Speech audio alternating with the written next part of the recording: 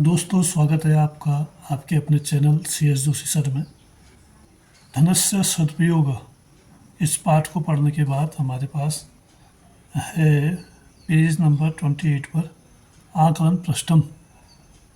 आकलन पृष्ठम में अभी तक के जितने भी पाठ आपने पढ़े हैं, 5 पाठ, उन सभी पाठों से इसमें प्रश्नों के उत्तर होंगे, क्योंकि ये आकलन पृष्ठम 1 है, फिर उसके बाद 2 आएगा, 3 आएगा।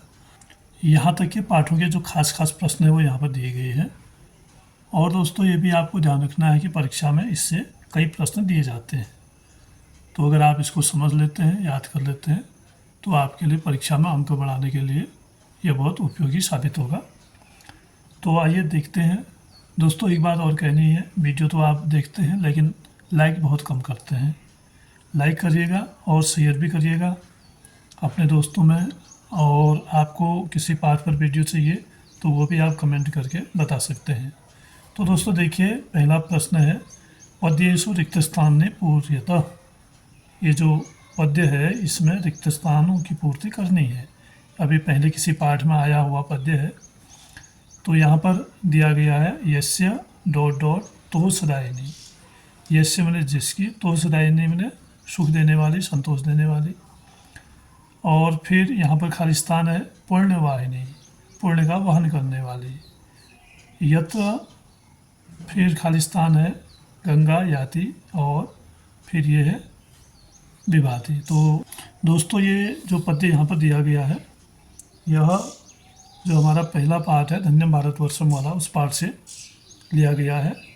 तो पहला पाठ है और इन पद्यों को हम याद भी करते हैं और उनका गायन भी करते हैं, तो आपको याद होगा। तो इसमें उसी के आधार पर आपने इसको भर देना है। तो यहाँ पर सबसे पहले हमने भरना है यस्य संस्कृति तोषदायिनी। यहाँ पर हमने संस्कृति भरना है, संस्कृति, इसको भर देंगे। फिर है पुण्यवाहिनी, तो पुण्यवाहिनी से पहले था पाप नाशिनी, पाप नाशिनी, पाप नाशिनी, एक ही वाक्य है ये, इस पूरे में हमने एक ही पंक्ति देनी होगी। पाप नाशिनी पुण्यवाहिनी। और फिर है यत्र गंगा याति, तो पुण्यदा, पुण्यदा हमने यहाँ पर भरना है, यत्र पुण्यदा गंगा याति। और फिर यहाँ पर है सिंधु नर्मदा सदा विभाति, सिंधु नर्मदा, एक शब्द है इसके साथ सदा। तो ऐसे आप इसको भर देंगे तो पूरा सही हो जाएगा। यस्य संस्कृति तोषदायिनी पापनाशिनी पुण्यवाहिनी यत्र पुण्यदा गंगा याति सिंधु नर्मदा सदा विभाति। तो ये पहला प्रश्न आपका हल हो गया। अब हम देखते हैं दूसरा प्रश्न, निर्देशानुसारम परिवर्तनम कुरुत। जो निर्देश दिए गए हैं उसके अनुसार परिवर्तन करना है। ये है निर्देश। कौ है अहम नृत्यामि बहुवचने, यानी इसको आपने बहुवचन में बदलना है। तो इसका बहुवचन हो जाएगा, अहम का बहुवचन होता है वयम, और वयम के साथ आएगा, जैसे यहाँ पर अहम के लिए नृत्यामि आया है, तो वयम के लिए क्या आएगा, नृत्यामः।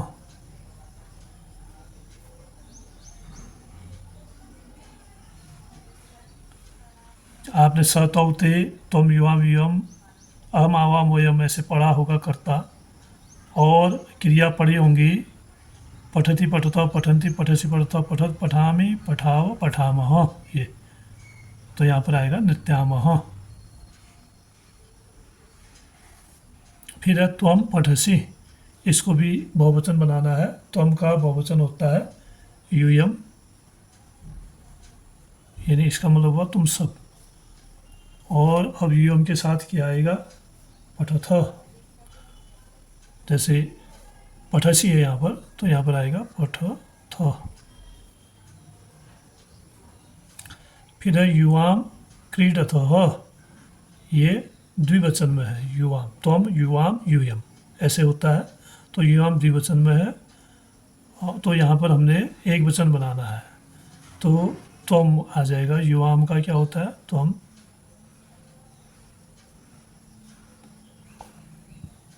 क्रीडथ का, तो ये जो है त्वम युवाम यम किस में है? मध्यम पुरुष में है। तो मध्यम पुरुष में क्या आता है? क्रीडसी। क्रीडसी आएगा। त्वम क्रीडसी।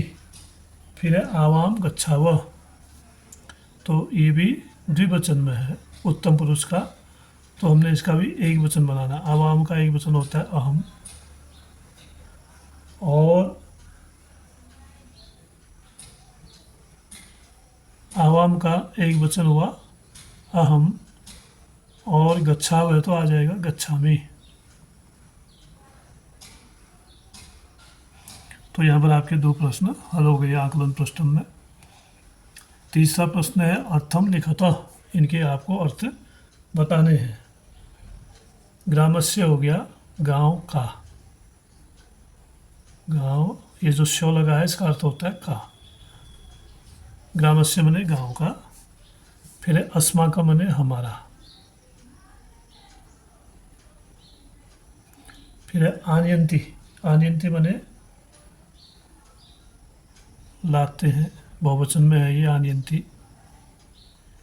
आनयति होता तो फिर एक वचन होता। और है फिर सांप्रतम, सांप्रतम का अर्थ होता है समकालीन या आजकल, आजकल में जो चल रहा है उसको कहेंगे सांप्रतम। फिर अगला है एक पदेन उत्तरतः, एक पद में उत्तर दीजिए। क है कस्य संस्कृति ही तोषदायिनी अस्ति। अब ये जो धन्यम भारतवर्षम पाठ में पढ़ा उससे ये प्रश्न दिया गया है, कस्य संस्कृति तोषदायिनी अस्ति। अब एक पदेन लिखा है, यहाँ पर ध्यान दीजिए, एक पदेन, इसका मतलब होता है केवल एक शब्द में उत्तर। तो ये कस्य की जगह हम इसका उत्तर लिख देंगे भारतस्य, बस एक पदेन हो गया है, पूरा वाक्य नहीं लिखना है। फिर है भारतस्य राष्ट्रीय ध्वजे के वर्णा सन्ति, तो इसका उत्तर होगा यदि का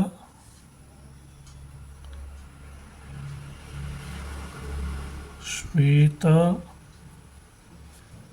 फिर तीसरा रंग है हरा, उसको कहते हैं हरित, हरित वर्ण। हाँ वह इतना लिख देंगे, एक पदेन हो जाएगा। फिर है संस्कृत भाषा या का लिपि अस्ति, संस्कृत भाषा की लिपि कौन सी है? ये है देवनागरी।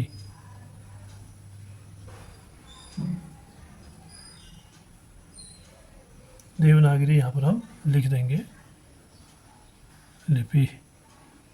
एक पदेन उत्तर हो गया। अब इन प्रश्नों में आपने देखा कस्य यहाँ पर था, भारतस्य लिख दिया। भारतस्य राष्ट्रीय ध्वज के था, तो के की जगह यानी कौन कौन से रंगों के नाम लिख दिए। और संस्कृत भाषा का लिपि था, तो हमने देवनागरी लिपि लिख दिया। इसके बाद है स्वपठितम एकम श्लोकम लिखा। तो अब आपने जो भी श्लोक पढ़े हैं उसमें से एक श्लोक आपने लिख देना है, जैसे यही वाला है।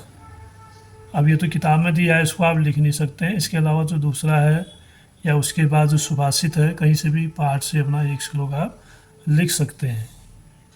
तो अगर आप इतना कर लेते हैं तो इसका मतलब आपकी संस्कृत ठीक है, आपको अच्छे नंबर मिल सकते हैं।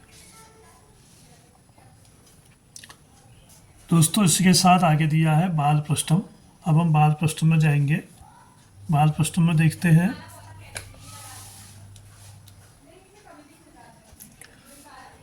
स्वाद के प्रकारों को जानिए एवं उदाहरण के अनुसार वाक्य रचना कीजिए। स्वाद के जो प्रकार हैं अलग अलग के, मधुर, तिक्त, अलग अलग तरह के स्वाद होते हैं, कटु, कसाई, लवण, अम्लम।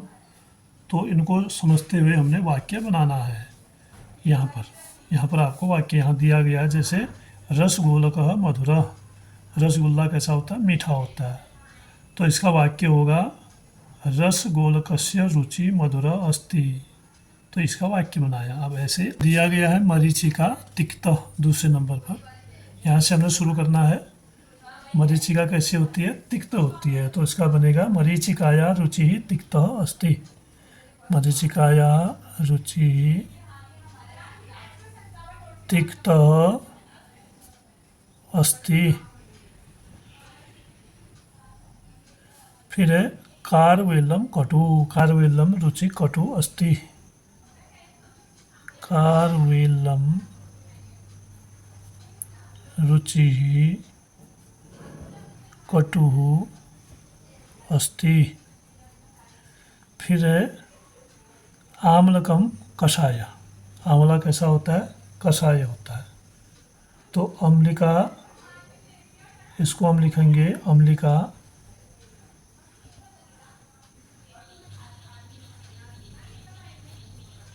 या आम्लकम भी लिख सकते हैं। रुचिः कषायः अस्ति।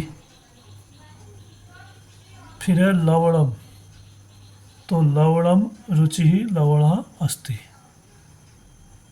लवणम रुचिः लवणः, लवणः का मतलब नमकीन, अस्ति, नमक की रुचि नमकीन होती है। फिर है तक्रम, तक्रम कहते हैं मट्ठे को, मट्ठा, तो इसका होगा तक्रम रुचि अम्लः अस्ति।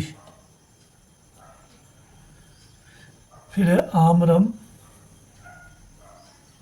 आम्रम रुचिः मधुर अस्ति। आम मीठा होता है तो लिखेंगे आम्रम रुचिः मधुर अस्ति। फिर है आर्द्रकम, तो आर्द्रकः रुचिः तिक्तः अस्ति। आर्द्रकः रुचिः तिक्तः, यानी आर्द्रक का जो स्वाद है वह कैसा होता है? कसाई टाइप का होता है, यानी कड़वा, तिक्त जिसको कहते हैं, तिक्त होता है।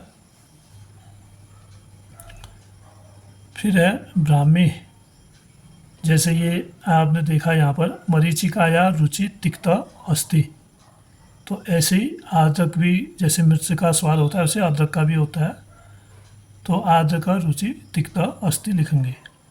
फिर है ब्राह्मी, ब्राह्मी रुचि ही कैसे होती है इसकी रुचि? कटु, कटु अस्ति।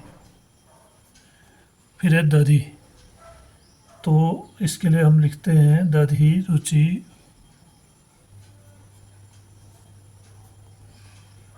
कषाय अस्ति। दही मट्ठी की रुचि क्या होती है? कषाय होती है।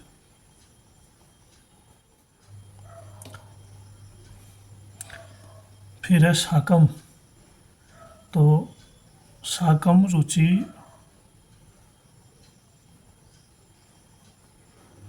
लवणम अस्ति।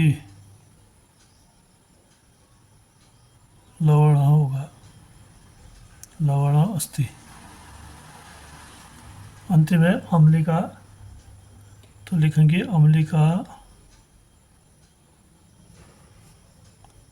रुचि अम्ल, खट्टा जिसको कहते हैं, अस्ति। तो इस तरह से आपने स्वाद के बारे में समझा। अलग अलग जो स्वाद हैं यहाँ पर आपको दिए गए हैं,